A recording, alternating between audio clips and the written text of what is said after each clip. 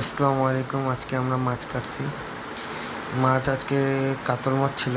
সেই মাছের ওয়েট ছিল নিম্নে 5 কেজি 700 গ্রাম।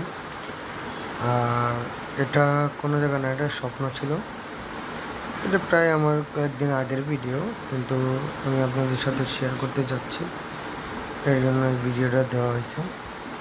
আপনারা ভিডিওটা গুরুত্বপূর্ণ অবস্থায় পুরোটা দেখেন। ভিডিওটা পুরোটা দেখলে বুঝতে পারবেন যে মাছের ওয়েটটা কীরকম ছিল। তার পাশাপাশি একটা বোয়াল মাছ ছিল, বোয়াল মাছ। আপনাদেরকে ভিডিওতে দেখতে লাগবে যে কত বড় একটা বিগ সাইজ বোয়াল, ঠিক আছে। সেটাও কেটেছি। সেটাও ধরেন একই কাস্টমারে ওনারা একটা বোয়াল একটা কাতল কিনেছে।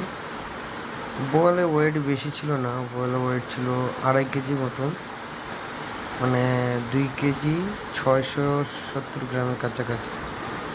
তারপরে কাতলের সাইজ ছিল 5 কেজি 700 মতন, এরকমই, ঠিক আছে। কাতলের প্রাইস আসছিল আপনার